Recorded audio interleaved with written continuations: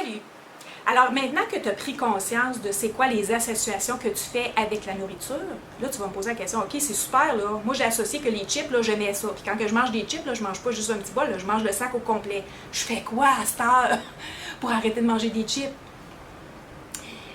Bien, qu'est-ce qu'on va faire? Une des premières choses, une des premières stratégies pour changer, interrompre l'association qui c'est plaisant, manger des chips, c'est que je vais ajouter de la douleur ou je vais y mettre du pénible. Donc, je vais créer. Parce qu'en fait, ton cerveau, là, il ne sait pas la différence entre ce qui est imaginaire et ce qui est réel.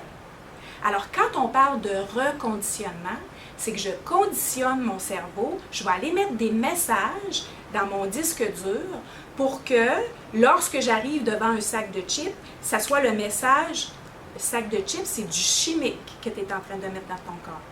Donc, ce que j'associe, c'est les chips, c'est du chimique. C'est ça l'association. Si je te dis, mange ça, c'est plein de chimiques. C'est des produits chimiques que tu mets dans ton corps. Puis mettons que tu ne connaîtrais pas l'aliment. Tu dirais-tu, ben Nancy, franchement, voilà, tu veux que je mange ça, puis tu es en train de me dire que c'est du chimique? Tu dirais non. Ben, c'est ça un peu que tu es en train de faire là, présentement. C'est que parce que tu as associé que ce que tout le monde te dit que c'était bon à manger, puis vraiment tu y as goûté, tu as eu l'expérience, puis tu y as goûté, puis tes papilles gustatives t'ont dit oui, c'est vrai que c'est bon, tu as eu cette association-là. Maintenant, pour la briser, tu te répètes, chip, chimique. Tu veux arrêter de manger du sucre? Tu associes sucre, moi j'associe ça à la drogue. Parce qu'une sucre, du sucre, c'est une drogue. Le sucre, c'est un aliment, et les compagnies, ils le savent très bien.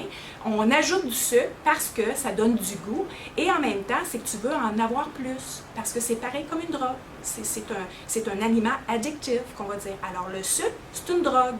Si je te disais, tu ne connaissais pas partout l'aliment, je t'arrivais avec un plat, je te dis, tu es en train de manger de la drogue. Qu'est-ce que tu me dirais? Tu me dirais, ben Nancy, franchement, ouais, ça n'a pas d'allure.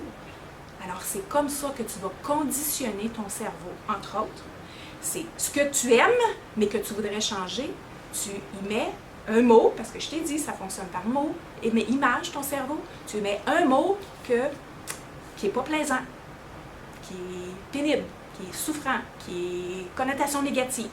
Sucre, drogue, produits laitiers. On nous a vendu que les produits laitiers, c'est extrêmement bon pour nous. Mais en fait, avec l'industrialisation, il y a toutes sortes de choses qui sont véhiculées. Ça fait qu'en fait, la meilleure chose, c'est de trouver l'équilibre. Alors pour moi, les produits laitiers, ben j'associe ça à une vache. Puis une vache, ben c'est pas petit. Et comme je veux pas grossir comme une vache, ben je vais réduire mon montant de fromage parce que j'aimais beaucoup le fromage. Alors j'ai réduit mon montant de fromage, j'ai réduit mes yogourts, tous mes produits laitiers à des portions qui sont raisonnables. Alors j'associe lait, vache. Image, mot, ça me fait dire non à l'occasion. Alors essaye ça, commence à changer tes neuroassociations, tu vas avoir du plaisir. Il faut avoir du plaisir à faire ça, parce que tu vas voir, ça va vraiment, vraiment t'aider. Moi, je te dis que ça, juste ça, j'aurais pu juste te montrer ça et tu aurais été motivé à perdre du poids, puis tu aurais perdu du poids juste avec cette information-là. Je te vois demain.